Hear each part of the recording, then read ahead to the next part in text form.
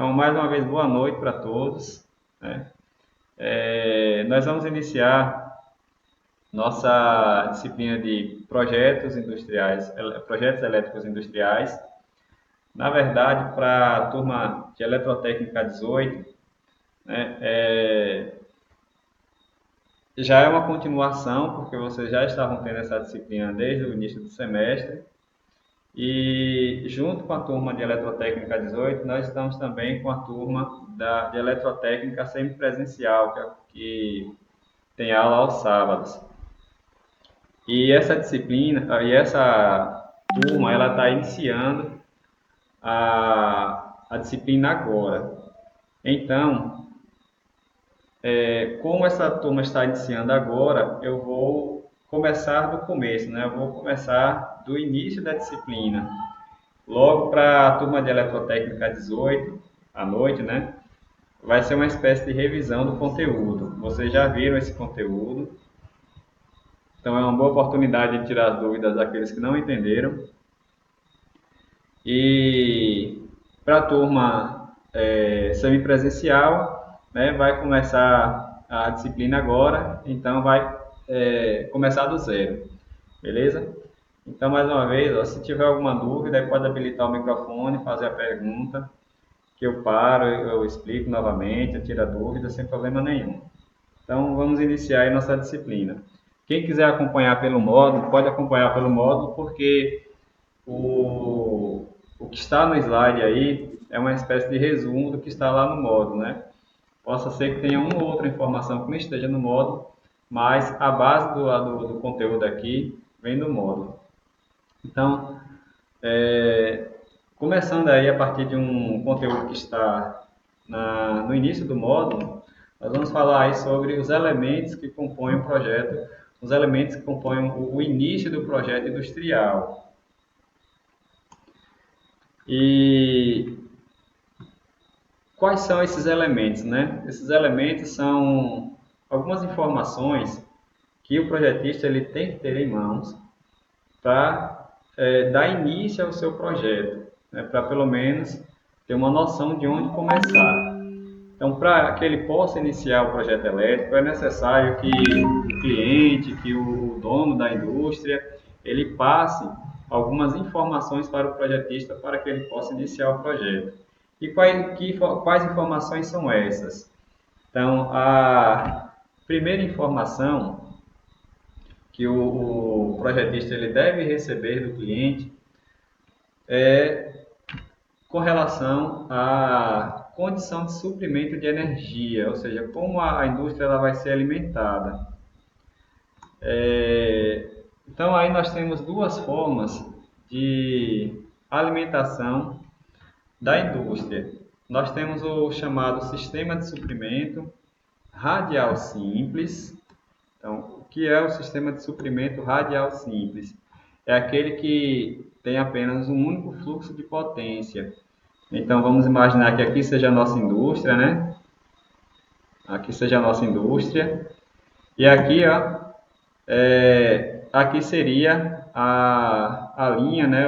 A rede por onde chega aí a energia para alimentar essa indústria. Então, como nós só temos aí uma rede, uma linha alimentando a indústria, esse tipo de alimentação é chamado de sistema de suprimento radial simples.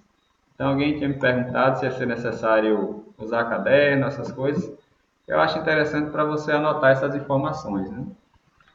Então, nós temos aí a nossa primeira forma de alimentação, que é o sistema radial simples. E se ela não for do tipo radial simples, ela será do tipo suprimento com recurso, ou suprimento, sistema de suprimento radial com recurso, ou simplesmente suprimento com recurso. E o que é o suprimento com recurso? É aquela configuração em que a indústria, ele está chamando aqui de consumidor, é alimentado por uma ou mais fontes da concessionária. Então, nós temos aqui duas subestações, né? Subestação 1, subestação 2. essas subestações elas alimentam um único consumidor. Isso quer dizer que se por acaso houver alguma falha aqui nesta linha, né, ela tem a possibilidade de ser alimentada por esta linha daqui de baixo. Beleza? Alguém não entendeu? Quer fazer alguma pergunta? Quer tirar alguma dúvida? Então, esse sistema aqui é o chamado sistema de suprimento com recurso. Isso, pronto. Então, essa daí é a primeira Vamos lá. condição. É o cliente informar qual é a forma de alimentação dessa indústria. Outra coisa que o projetista ele deve ter em mãos para iniciar o seu projeto, assim como um projeto de instalação residencial, são as plantas. Então, é importante que o projetista tenha as plantas para que ele possa se localizar aí na construção, né, na edificação. Então, o interessado, o cliente, ele deve fornecer, por exemplo, uma planta baixa do local, assim como lá na instalação residencial, é necessário ter uma planta baixa. Para que essa planta baixa? Para que ele possa ver, possa localizar aqui, né, os compartimentos da indústria. Aqui, por exemplo, é um residencial, né? Aqui é só para exemplo mesmo, uma planta residencial. Então, nessa planta, não, quer dizer, não é residencial não, é uma comercial. Então, nessa planta aqui, nós temos, por exemplo, esse espaço aqui que corresponde a um depósito, aqui um espaço para vendas. Então, a planta baixa ela dá algumas informações com relação à localização dos compartimentos, assim como traz outras informações, como, por exemplo, o dimensionamento dos espaços, né? A área. Essa planta aqui, por exemplo, ela não tem a área, mas é comum aparecer aqui nas plantas baixas, a área do espaço, né? Lembro lá de instalações elétricas que, para se definir aí pontos de iluminação, é necessário aquisição de algumas informações, uma delas são as plantas, né? Então, nós temos que ter em mãos a planta baixa, por exemplo, né? É uma das plantas. Outra planta importante para que o projetista ele possa realizar seu dimensionamento, né, pelo menos ter uma noção de como iniciar o projeto, é, obter a planta da disposição das máquinas.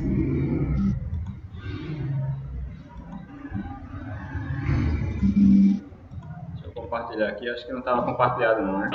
Então, é necessário ter a planta com a disposição das máquinas. Essa planta é a chamada planta de layout. Então, a planta de layout, o que é que ela informa? Ela informa a disposição das máquinas e a possível sequência das operações, por exemplo. Então, aqui nós temos, por exemplo, uma planta de uma empresa recicladora de resíduos. E aqui ela está informando algumas partes, né, algumas partes do processo não deixa de ser indústria, né? É um ambiente industrial desta indústria. Então aqui, por exemplo, indica que seria uma espécie de área de descarga de materiais, né? Descarga. Provavelmente, quando acontecer aqui a descarga, os resíduos eles serão armazenados em barris e esses barris provavelmente serão enviados aqui para esta área. Daqui, esses barris, eles poderão ser enviados, por exemplo, para esta outra área, né? Fica aqui armazenado por um tempo e depois eles seguem para o forno. Então, nós temos um espaço aqui, um ambiente dedicado ao forno. Então, a planta de layout, ela indica a disposição destas máquinas dentro do espaço físico da edificação. Para que isso? Para que o projetista ele tenha uma noção de onde disponibilizar aqui terminais com tomadas, onde vai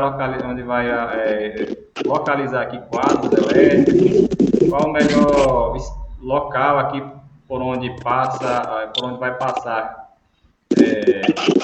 dores. Por exemplo, aqui no forno, né? No forno,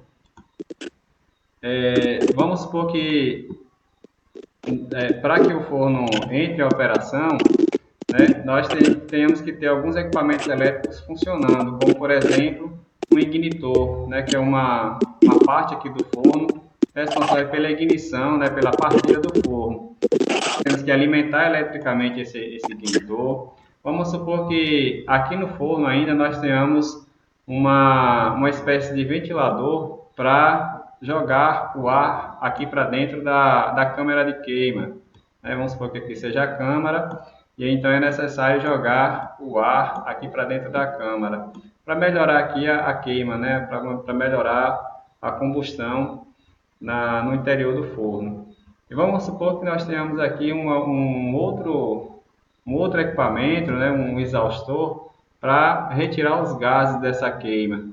Então vamos supor que daqui os gases são enviados aqui para esta câmara e daqui ele vai ser expulso aqui para o ambiente. Então observe que nós temos alguns equipamentos elétricos aqui e será necessário fazer a alimentação deles. Então, qual é o melhor caminho para alimentar estes equipamentos, né? Qual é o melhor caminho para alocar aqui os condutores? Então, vamos supor que o melhor caminho seja por aqui, ó. Vem aqui por essa parede e sobe aqui para o forno, para a máquina. Ou então, vamos supor que não, vamos supor que o melhor caminho seja vir por aqui, ó. Ou então, vem por aqui. Então, é necessário, né, é importante que o projetista ele tenha ideia de onde é que irão ficar as máquinas para que ele possa ter uma noção de como dimensionar alguns equipamentos, como por exemplo os condutores, né, posição de quadros e equipamentos semelhantes a esses aí, beleza? Outra planta importante aí, né, ou pelo menos que seja de interesse que o projetista tenha, são plantas de detalhes, como por exemplo esta planta aqui, ó,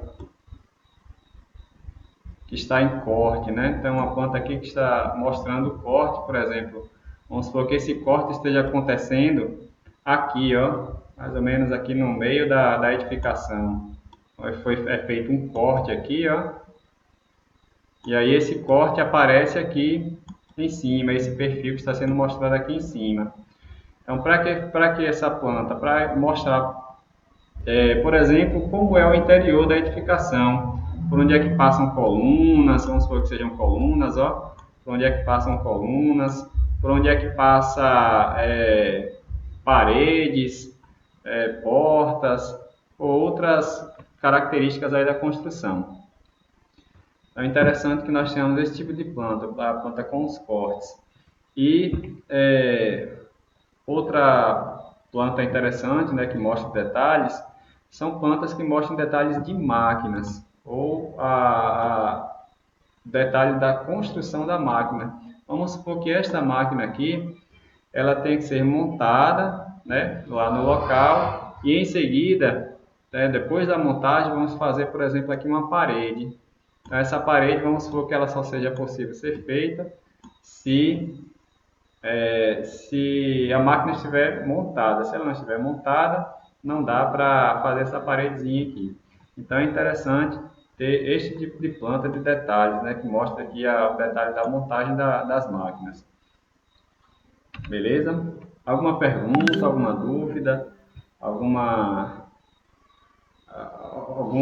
outro comentário que vocês queiram fazer? Se não, vamos dar continuidade, né? Outro item importante que o projetista ele tem que ter em mente isso tudo é antes de iniciar o projeto, né? Então, outra coisa que ele tem que ter em mente antes de iniciar o projeto é saber dos planos de expansão daquela indústria. Então, vamos supor que ele receba a proposta de fazer a instalação elétrica daquela indústria e que ela vai começar a operar daqui a 6 meses. Então, ela vai estar em construção para operar daqui a 6 meses. Boa noite, professor. Noite. Então, Boa noite. boa. Então, ela só vai operar daqui a 6 meses. Só que o tempo vai passar, né? Ela vai funcionar aí por 1 ano, 2, 3. Se a produção aumentar, vai ser necessário aumentar aí, por exemplo, a quantidade de máquinas para poder atender a demanda, né? Atender esse aumento. Se o projetista ele não levar em consideração esse futuro aumento da carga, né, a indústria poderá ter problemas, ela poderá ficar impedida aí de aumentar sua produção devido a esse problema aí no projeto, né? Porque ela não vai poder colocar mais máquinas, porque a indústria ela foi projetada para receber uma determinada quantidade só. Então, é importante que o projetista ele tenha em mente os planos de expansão da indústria, né? Para que ele possa já fazer o seu projeto pensando nesse possível aumento de carga futuramente. Isso é bem perceptível também em instalações, projetos de instalações residenciais, né? Tanto que é normatizado isso aí, né? Pelo menos a quantidade de disjuntores, eles devem seguir um padrão com relação à quantidade. Agora não me recordo a quantidade, mas até, por exemplo, até 4 ou são 6 disjuntores, é necessário reservar pelo menos 2 espaços lá no quadro de disjuntores, prevendo um aumento futuro aí da carga, né? Por exemplo, vai colocar mais um ar-condicionado, vai colocar um ar-condicionado, a casa não tem hoje um ar-condicionado, então vai comprar um ar-condicionado futuramente, então é necessário disponibilizar um disjuntor para esse. Logo, é necessário pensar nessa hipótese, né, de aumento de carga. E a instalação elétrica industrial não é diferente, é importantíssimo ter noção disso. Então, um projeto industrial também deve considerar outras informações importantes, como, por exemplo, pelo menos essa é a sensibilidade que o projetista deve ter, é que ele deve levar em consideração a flexibilidade, né? Ou seja, ele tem que elaborar um projeto que seja flexível ou que tenha capacidade de mudança, né, do projeto, ou durante a execução do projeto ou após. Ou outra característica que o projeto ele deve ter é com relação à acessibilidade. Tá? A acessibilidade nós vamos entender como sendo a facilidade de acesso a máquinas e equipamentos e suas manobras. Não é a acessibilidade, por exemplo, no sentido de dimensionou um quadro elétrico e esse quadro elétrico ele vai ficar num ambiente totalmente exposto, né, para que qualquer pessoa mexa ou opere. Não é bem nesse sentido. É disponibilizar, né, posicionar aquele quadro elétrico num local, por exemplo, que protegido de umidade, seja protegido de ambientes, agentes corrosivos, né? Longe de pessoas desqualificadas que não podem manobrar, operar com aquele quadro. Então, a acessibilidade não é dar o acesso total, é um acesso controlado, mas que seja acessível àqueles que realmente têm interesse no processo, né? E outra coisa que o projeto ele deve levar em consideração é a confiabilidade, né? Confiabilidade tanto com relação à proteção das pessoas, né?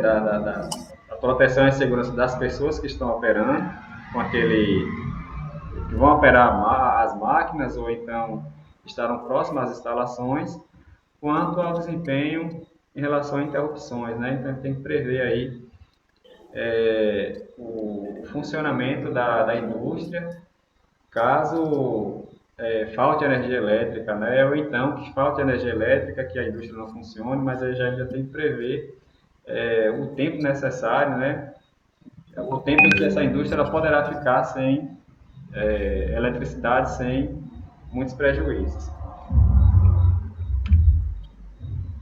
Então, fazendo um resumo aí de quais são as informações que o projeto ele deve levar em consideração, né, no seu início.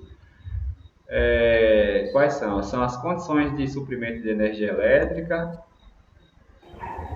as plantas e levar em consideração o plano de expansão daquela indústria. Aí, com relação às condições de suprimentos, alguém pode me informar aí quais são as condições de suprimento? São dois tipos. Alguém pode me recordar aí quais são essas?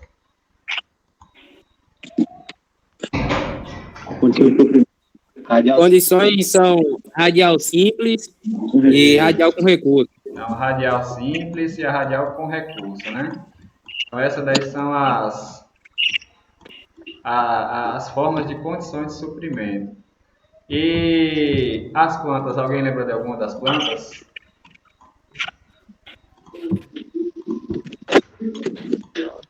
Planta baixa. A planta baixa. Planta de expansão. Planta de expansão também, né? Planta baixa. E preferível uma planta das máquinas, com relação a onde vai ficar as máquinas. Isso, preferível uma planta com detalhes, né, das máquinas. Beleza. Então vamos dar continuidade. A galera tá afiada, vamos continuar, né? Isso aí é o que o projetista ele deve ter em mente antes de iniciar, né? Ter pelo menos essas informações. Ter em mente não, ter essas informações. Então já. Professor, tem como botar outra imagem rapidinho? Tem. Pronto, brigadão. Só para tirar um print aqui. Beleza. Valeu. Pode continuar. Então vamos. Então, iniciando o projeto mesmo, vamos levar em consideração algumas informações com relação já ao desenvolvimento do projeto. O que eu falei aí foi uma espécie de pré-projeto, né?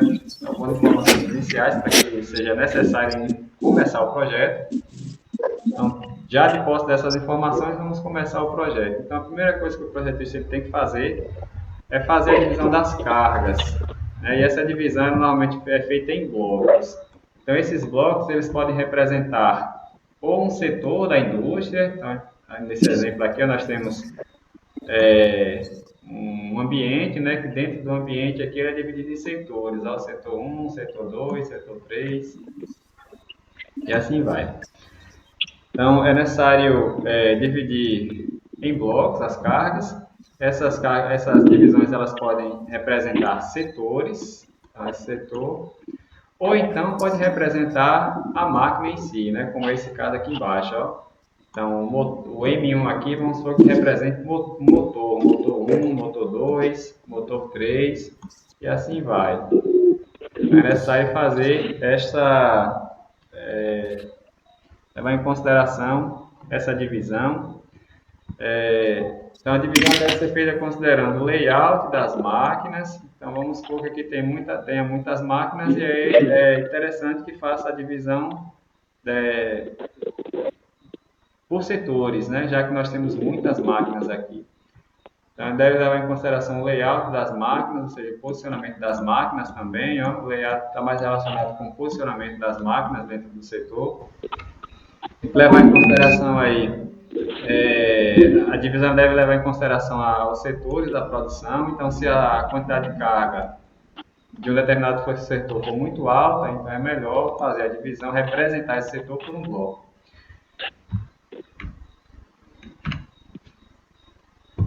Bem, então, definido aí, né, a carga, outra coisa que o projetista ele deve levar em consideração é com relação à localização dos quadros. Então, a localização dos quadros, existe um dimensionamento para posicionar os quadros. Eu vou deixar para falar desse posicionamento em uma outra aula.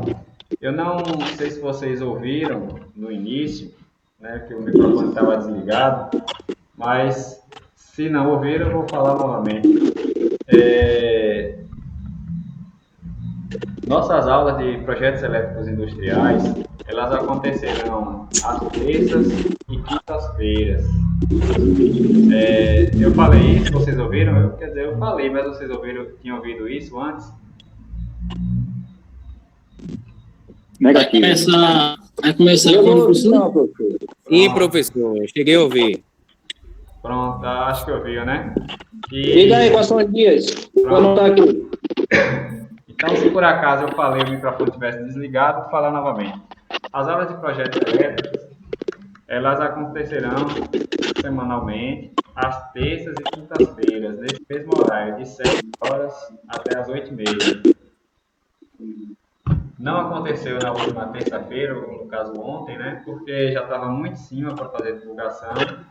Aí não foi possível ter essa aula hoje, ela foi transferida, não foi possível ter essa aula ontem e foi transferida para hoje, quarta-feira. Nós teremos aula amanhã de novo. E depois, na terça, semana que vem, cada terça e quinta Professor, cada semana. Até nós qual finalizarmos o horário amanhã? 7 horas da noite, 19. E essa aula começou às 7 também, foi? Começou um pouquinho Porque eu depois que eu entrei há esperei pouco tempo. esperei o pessoal ainda, aí foi a primeira aula e tá essa bagunça inicial, mas está previsto para começar amanhã novamente, às 17 horas. Aí a gente vai tentar começar no horário mesmo e levar aí até as 8h30. Eu não entendi o horário. 19 horas, 7 horas. Não. Tá certo. Então, É que eu peguei já quase no final já. certo. Então, essa aula que fala sobre o dimensionamento da localização dos quadros elétricos, eu vou deixar para falar amanhã. Se não for possível falar amanhã, eu falo na próxima aula, que é na terça-feira. Então, os quadros, eles devem ser... eles não são posicionados de uma forma aleatória. Aí eu quero deixar ele aqui nesse cantinho e vai ficar aqui, pronto, porque eu quero que fique aqui, não é bem assim. Existem alguns critérios para posicionar o quadro elétrico. Um dos primeiros critérios é com relação a... leve em conta, no caso, um cálculo. Então, o cálculo ele vai levar em conta a quantidade de equipamentos e as suas respectivas potências em relação ao ponto inicial de alimentação, ponto de alimentação. Como dito, eu vou deixar para falar ele amanhã. Então, mais uma vez, a localização dos quadros. Eles primeiros são calculados, né? São dimensionados. Como, às vezes,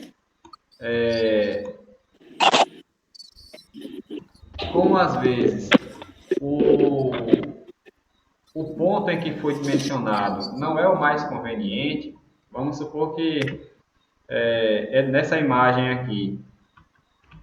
Vamos supor que nessa imagem, o quadro elétrico, né, ao invés de estar aqui, como está mostrado aqui na figura, né, depois que foi feito o dimensionamento, foi feito o cálculo, ele ficou aqui, ó, em frente à porta.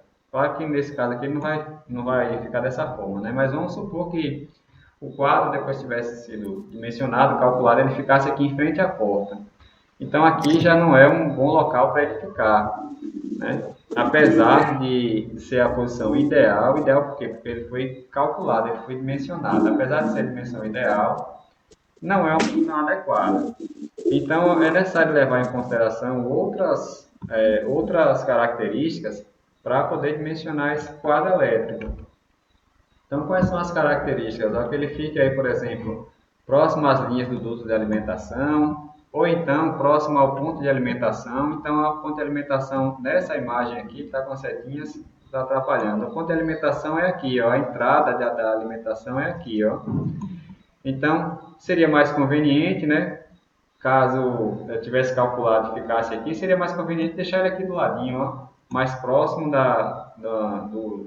do quadro geral aqui, do ponto de medida, de entrada, né, da rede. Então, deve levar em consideração que fique mais próximo das linhas de alimentação, que fique afastado aí da passagem sistemática de funcionários, que fique no local bem iluminado, que seja de fácil acesso, que lembrando que esse fácil acesso, mais uma vez, não é uma fácil acesso para que todos tenham acesso, né? Fácil acesso é para aquele pessoal autorizado a trabalhar com o quadro e que também tem a facilidade, por exemplo, de abrir, né, a porta do quadro elétrico, né? Vamos supor que você mencionou, só que na frente da porta tem uma coluna, aí fica atrapalhando a abertura desse quadro. Então, o fácil acesso com relação a isso, né? Então, local de fácil acesso, locais em que não tenha muita umidade, né? Fique longe de umidade, fique longe aí de gases corrosivos, né? De agentes agressivos, no final das contas, né? E que trabalhe com temperaturas adequadas, né? Lembrando que uma indústria nem sempre, né, nós temos ambientes agradáveis lá, né? O ambiente industrial é muito agressivo, né? Pode ter temperaturas muito altas, pressões muito altas, né? Correntes elétricas muito altas. Então, nem sempre o ambiente que o quadro estará, né, será um local muito agradável. Mas, localizar o quadro com aquele local que a temperatura seja mais adequada.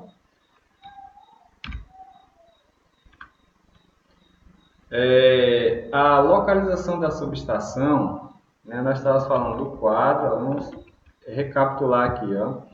Então, o projeto ele deve levar em consideração, mais uma vez, né, inicialmente a divisão das cargas em blocos.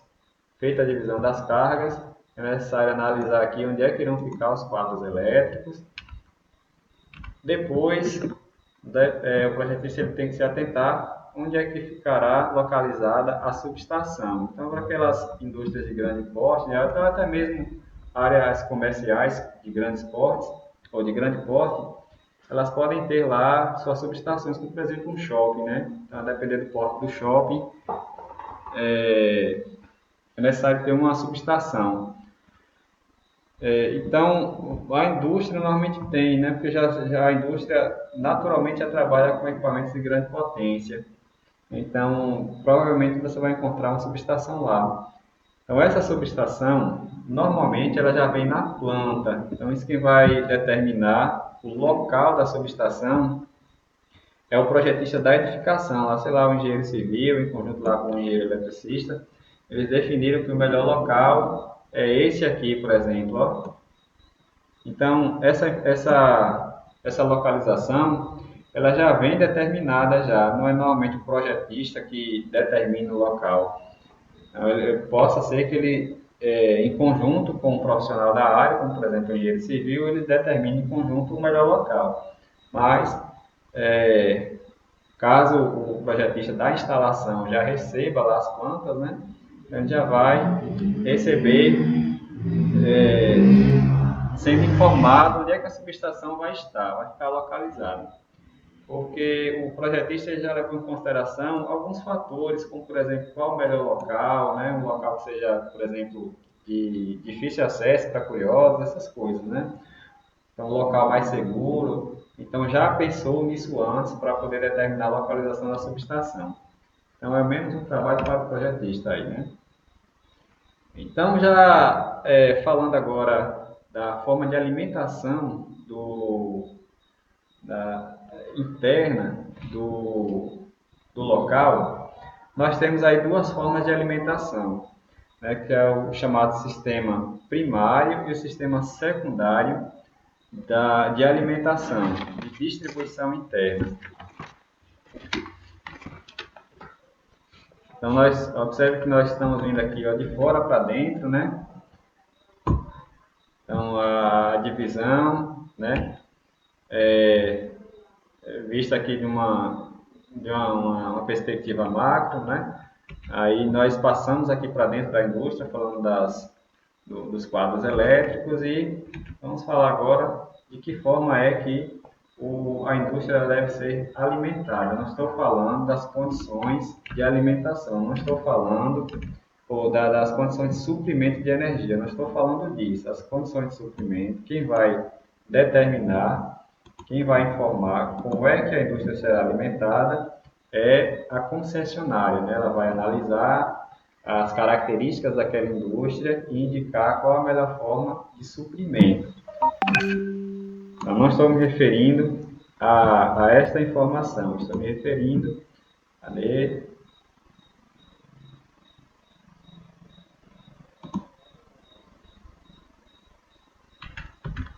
Estou me referindo em como é que a indústria ela vai ser alimentada internamente. Ela já foi a concessionária já fez a ligação da rede, né? Agora, dentro da indústria, quem vai cuidar da instalação elétrica é o proprietário, né? Isso aí já é de responsabilidade do proprietário cuidar da parte elétrica. Então, o projetista ele vai agora definir o tipo de sistema que vai alimentar a indústria. Então, nós temos dois sistemas, né? Nós temos o chamado o sistema primário de distribuição e o sistema secundário. Então, o sistema primário tem um conceito bem parecido com o que nós vimos na condição de suprimento, né? Ela pode ser do tipo radial simples e pode ser do tipo radial com recurso. Então, o conceito é bem parecido, né? Observe essa primeira imagem aqui, o radial simples. Alguém lembra qual a definição aí de radial simples? O que é o radial simples? Por que é chamado assim? É um circuito que só tem um ponto de alimentação. Exatamente. Seria isso aí, um ponto de alimentação, ou só tem um fluxo, né? Por exemplo, o setor 1 aqui, né? O setor 1, ele só é alimentado por esta linha aqui, ó. Então, o setor 2 só é alimentado por esta linha individualmente. A outra forma de alimentação, a radial com recurso, né, que nós vimos para as condições de suprimento, como eu falei, a ideia aqui é a mesma. Então, observe aqui o sistema radial com recurso dos três setores novamente, né? Então, nós temos três setores, só que a forma de ligação aqui já está um pouco diferente. O setor 1 aqui, ó, ele pode ser alimentado tanto por esta rede aqui, ó, como por esta rede que vem do setor 2. Né? Mas observe que todas elas, né, estou falando com relação ao setor 1, né? Com relação ao setor 1, observe que todas essas duas alimentações elas vêm do mesmo local, ó. No final das contas elas vêm do mesmo ponto de entrada aqui, ó. Então, por mais que ela tenha dado uma volta aqui, ó, passou pelo setor 3, passou pelo setor 2 e entrou aqui no setor 1. Então, eles vêm do mesmo ponto de entrada. Você vai dizer assim, mas se faltar energia aqui, por exemplo, vai faltar energia no setor 1? Vai ter essas duas entradas. As duas entradas, nesse caso, é para, pelo menos, minimizar, né, a perda ou as consequências da falta de uma das redes aqui. Então, vamos supor que por algum motivo, né, tem havido uma falha aqui nessa rede. Então, para que o setor não fique sem energia, ele pode pegar aqui, ó, do setor 2. Então, apesar de eles estarem vindo do mesmo ponto de alimentação, né, do mesmo ponto de entrada, né, mas esse segundo aqui dá uma volta, ó, até chegar no setor 1. Então, se houver, como eu falei, se houver uma falha aqui, ele pode ser alimentado, né, por um outro setor, porque a falha aconteceu foi aqui, né, não foi na rede externa, né? Então, aqui continua sendo alimentado. Então, nós temos aí o sistema radial simples e o radial com recurso. Então, os conceitos aí são bem parecidos para as condições de suprimento. Alguém não entendeu? Quer fazer alguma pergunta? Quer tirar alguma dúvida? Não? Vamos dar continuidade, né? Nós temos aí o sistema primário, né, que eu acabei de falar, sistema primário de distribuição interna, que pode ser dividido em radial simples e radial com recurso. E nós temos o sistema secundário. O sistema secundário já é o que acontece dentro da indústria mesmo, né? A divisão que acontece dentro da indústria. Aqui seria dentro da indústria, mas, por exemplo, externamente aos setores, né? Apesar de estar dentro da área da indústria, mas está fora dos prédios aqui, né? Que compõem os setores da indústria. Então, seria uma espécie de alimentação externa, vamos assim dizer. Aqui já é o que acontece dentro da indústria, né? Então, dentro da indústria, nós temos aí dois tipos de circuitos, os chamados circuitos terminais de motores e o circuito de distribuição. O circuito terminal de motores como o próprio nome já está indicando, ele serve para alimentar os motores ou então aquelas máquinas que possuem motores para o seu funcionamento.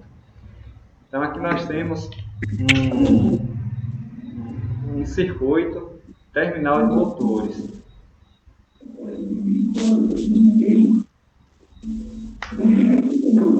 Esse circuito terminal de motores, quer dizer, estes estão sendo mostrados aqui, já está lá na ponta já, né? Já é o motor propriamente dito. Só que antes de chegar até aqui, né, existe um circuitinho mesmo, né, ligando os condutores ao quadro, né, ao quadro de distribuição geral lá. Circuito de comando, né? Isso, esse aqui é o circuito de comando, esse aqui, né? Mas esse comando aí. Isso, agora o circuito terminal de motores são aqueles que interligam motores, né? Interligam de onde para onde? Eles interligam do quadro geral de força para os quadros dos motores, né? Seria essa espécie de circuito aqui, ó, que liga o quadro geral de força e os quadros dos motores. Aqui está mostrando um diagrama de força e de comando de motores elétricos. Alguém não tem conhecimento disso aqui? Não sabe o que está sendo representado nessa imagem?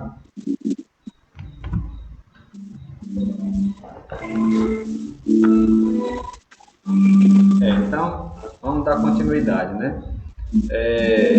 Professor, não sei se trata esse diagrama aí, não.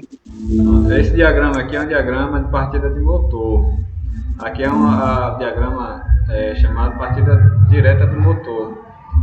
Então, essa partida direta ela é dividida em duas partes. Ela é dividida em circuito de força, né, que é o circuito que está ligado ao motor, propriamente dito, e o circuito de comando, como o nome já está indicando, é o circuito que comanda o motor elétrico. Então, o circuito de força aqui está alimentando o motor trifásico. Esse 3 tiozinho aqui, ó, significa 3 fases, é um motor trifásico. Como ele é um motor trifásico, ele vai receber aqui, ó, três condutores. Então, o circuito terminal de motores, eles contêm ou 2 condutores, né? Sei lá, um circuito monofásico, vamos supor que seja aqui um motor monofásico, vamos supor que seja monofásico. Então, vai vir no circuito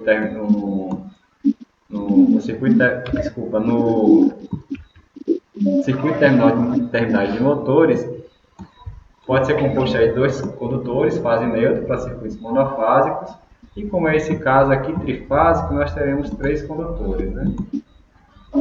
Então, a parte de força aqui no motor, ela é composta por 3 condutores. O que está acontecendo aqui à direita, né, tanto não, neste outro circuito aqui, que é o chamado circuito, parte de comando, o circuito de comando do motor, como eu falei, é o circuito que realmente controla o motor, né, manobra o motor, partindo, parando, invertendo a rotação. Ele pode ser resumido nessa figura aqui à esquerda, ó. Então, os circuitos terminais de motores, eles têm dos condutores, né, que interligam os quadros. Dentro dos quadros, nós temos alguns componentes que fazem o motor operar corretamente. Então, quais são os componentes? Nós temos aí dispositivos de proteção. Quais são os dispositivos de proteção? Pode ser um dispositivo de proteção contra curto-circuito, como é o caso aqui de fusíveis. Então, nós temos aqui nesta imagem aqui, ó, fusíveis.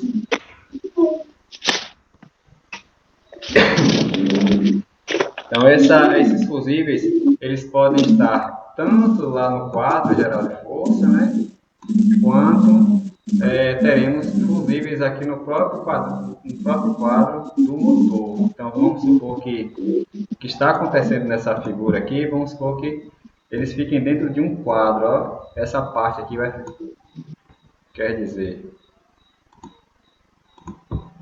estas partes aqui, ó, elas ficarão dentro do quadro elétrico do motor.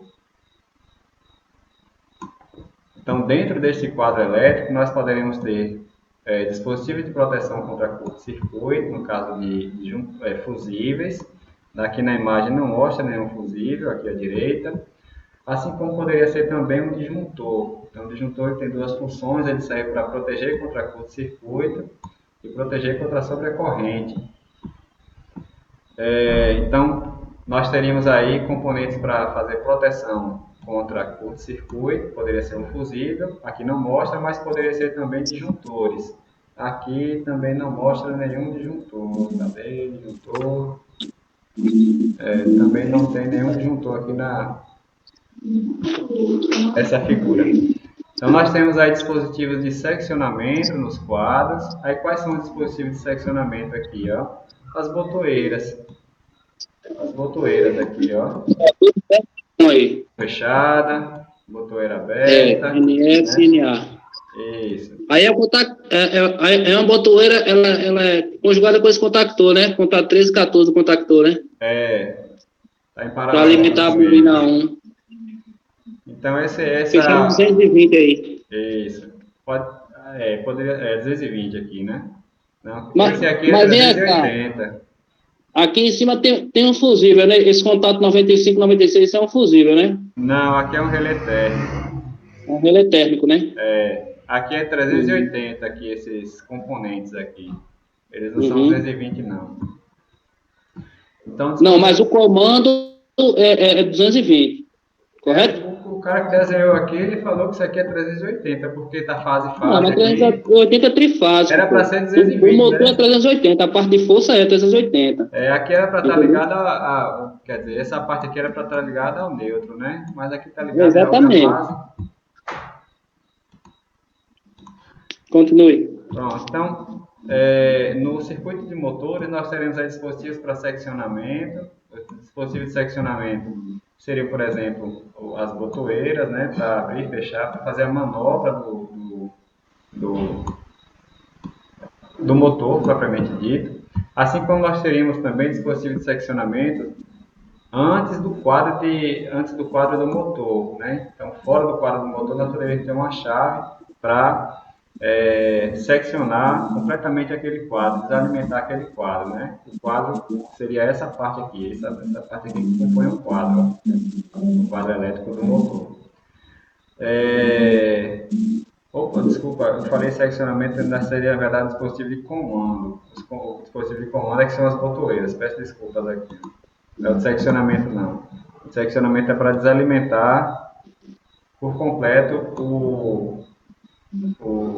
o quadro, né? Então, nesse caso aqui, poderia ser o contator, o dispositivo de seccionamento. Então, o contator está sendo representado aqui e aqui, ó. Onde tem K1 é o contator, que é um dispositivo de seccionamento. Que desalimenta o circuito ou então o quadro. Poderia ser uma chave também, né? Externa aqui, ó.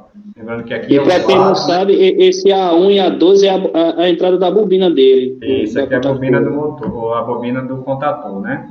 E todos eles representam um único componente, né? É um quadradinho aqui com os conectores aqui em cima, né? Aqui embaixo. E e dispositivos contra sobrecarga. Esse dispositivo contra sobrecarga seria, por exemplo, o relé térmico. O FT1 aqui, ó. Aqui é a parte de comando do relé e aqui é a parte de força do relé. Pronto, aqui é esse, né? Que também representa um único componente. Aqui é um único componente. Onde tem FT1, representa um único componente. Bem, com relação a essas informações aqui, para quem não entendeu muita coisa, não precisa se preocupar não, porque quando nós voltarmos, não sei quando, né, nós faremos uma prática, né, para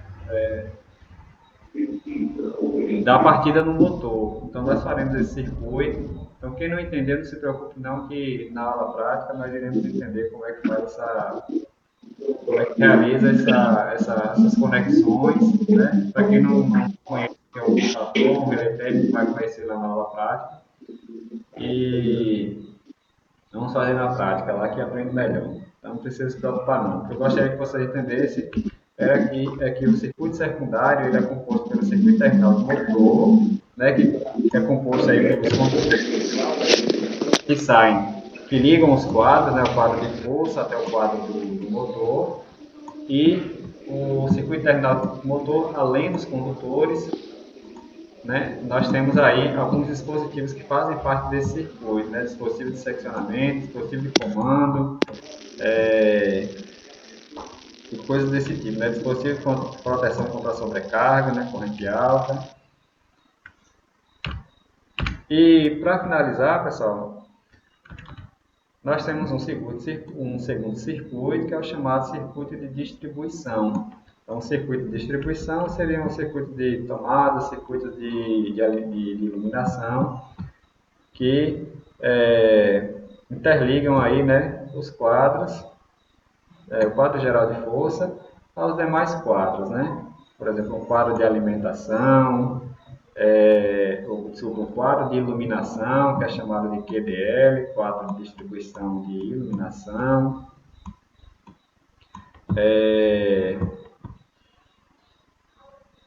O quadro geral de força, esse primeiro aqui, que ele é conhecido também como QGF, ou então QDF,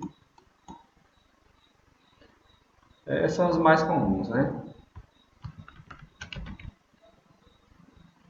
Então, resumindo aí, pessoal, o que nós vimos, né, nessa segunda parte, já iniciando aí o projetista ele deve levar em consideração os blocos, ou as cargas, né, que devem ser divididas em blocos. Feita a divisão, o projetista ele vai determinar a posição dos quadros, a posição, a localização da subestação, se bem que essa já vem indicada já na planta. Vai levar em consideração os sistemas de distribuição. Então, ele vai levar em consideração aqui de que forma que ele vai distribuir, entre aspas, né, externamente. Ele está falando interno aqui, mas vamos entender como sendo externamente. Externamente ao prédio, né, da indústria, que interligam, por exemplo, setores ou galpões. Então, vai levar em consideração essa análise e depois ele tem que analisar como é que ele vai distribuir internamente os demais circuitos, né? Circuitos entre os quadros de alimentação. Alguma pergunta, pessoal? Alguma dúvida? Alguém não entendeu? Quer fazer algum comentário?